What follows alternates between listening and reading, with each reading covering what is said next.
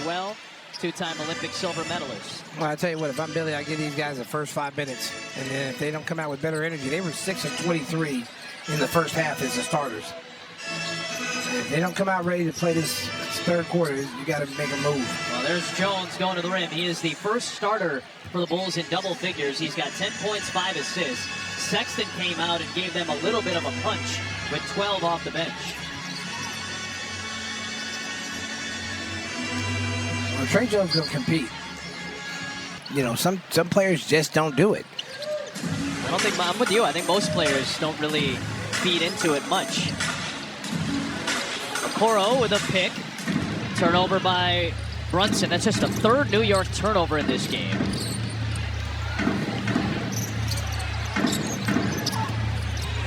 Buzelis.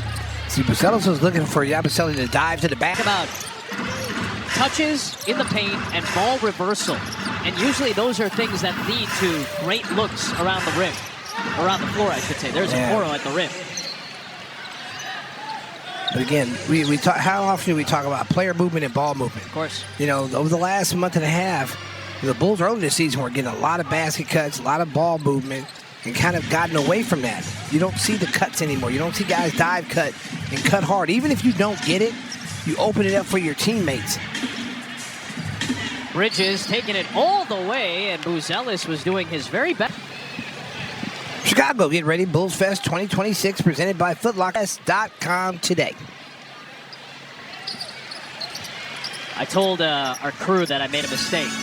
That we should have had the Chipotle Real Difference Maker be Mikal Bridges, because he claims to have eaten Chipotle every day for the last decade. Well, that's probably why he hasn't missed any games. Maybe that's the secret, man. Buzelis getting to the cup for the first time. See, right there, he got there easily.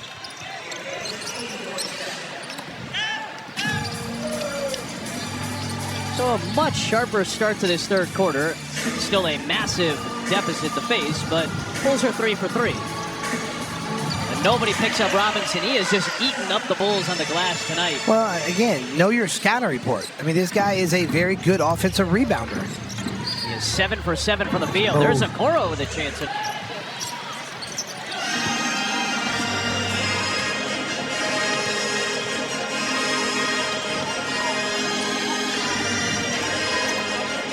Oh, Yabusele trying to cut off the pass to Robinson, that he ends up committing a foul.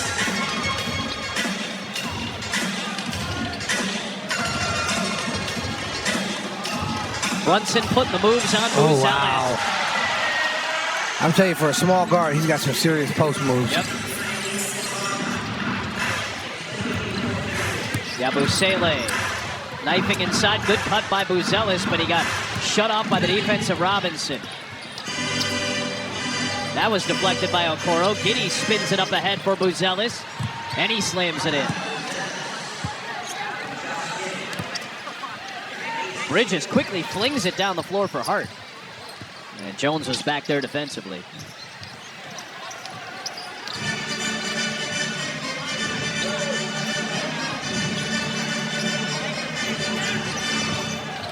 Bridges into the paint. Buzelis the rebound. On the last two trips, I've heard Grandmaster Flash and then Mortal Kombat. Giddey drives. That's off target. The wide range continues at MSG.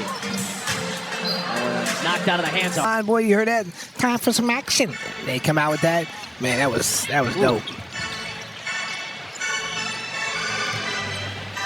It's a great mix of New York hip-hop and the organ music.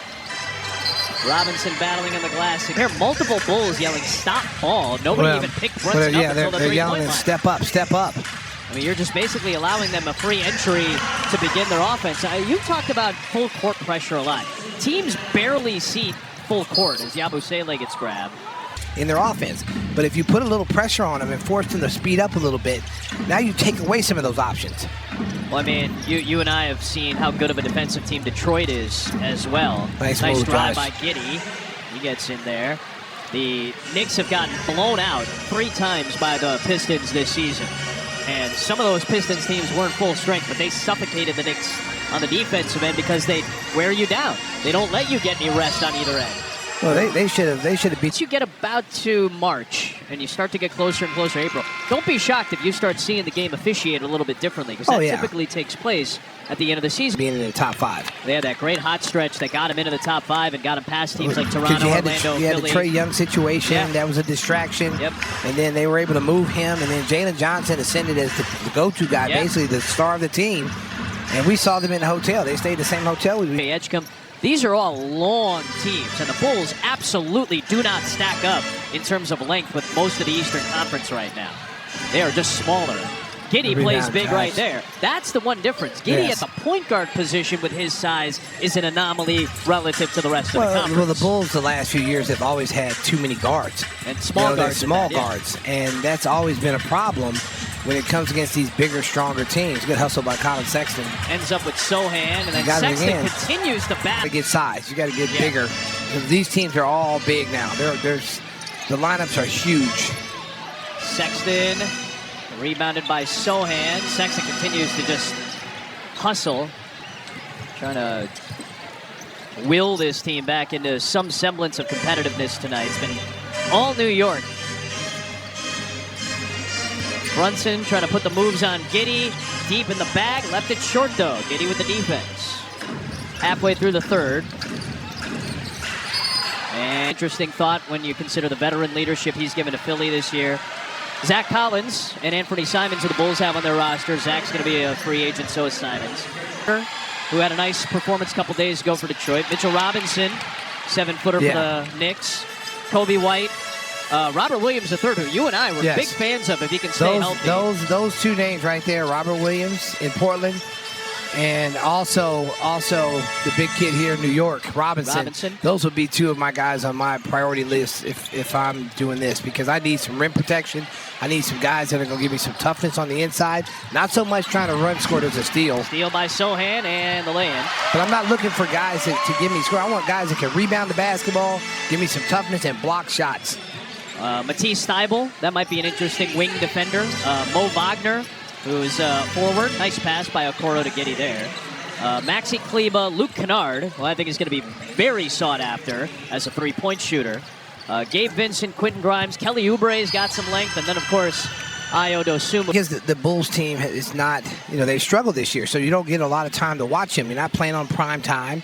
You don't get a chance to see him often, even though you got league pass, teams. And free agency's really changed in this new collective bargaining agreement. Cap space can be used in a lot of different ways, including taking on unwanted salaries or salary dumps in exchange for gathering more assets. You can trade uneven trades and take that money into cap space. You can also sign restricted free agents to painful offer sheets. Now, that's been around, obviously, before this CBA, but that's another way that the Bulls potentially, and I want to emphasize the word potentially, could use this salary cap space. So it's not just the days of unrestricted free agency and chasing guys and Chuck Swirsky landing on Chris Bosh's doorstep at midnight. Times have changed, guys. In a smart car. Yeah. While everybody else pulled up in a limousine.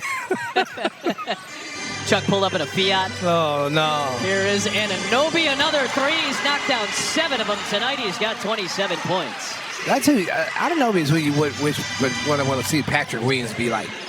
Similar build. I mean, Anunoby is like the loftiest version of Patrick Williams. Yeah, that's honest, but you see the same build size, the same size. You just you look at him, you go, wow. You remember when he first came in, he wasn't an offensive threat at all. I mean, he was a slasher, dunker, get out on the rim and break. But as far as being a three-point shooter, no, he wasn't. He has really worked himself into being a complete player, two-way player in this game. OG continues to put it together for the Bulls right around the trade deadline. He'll be a restricted free agent. Walker Kessler, that's been a name that's been bandied about often. Sexton on the nice feed. Well, he falls into that line. I mean, that rim protection big. He's a proven rim protector in this league.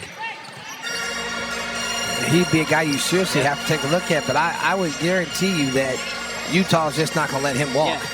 Because finding a good big, finding a good big who you don't have to run plays for, and he's not going to complain about getting the ball. He's happy with his defense. Miller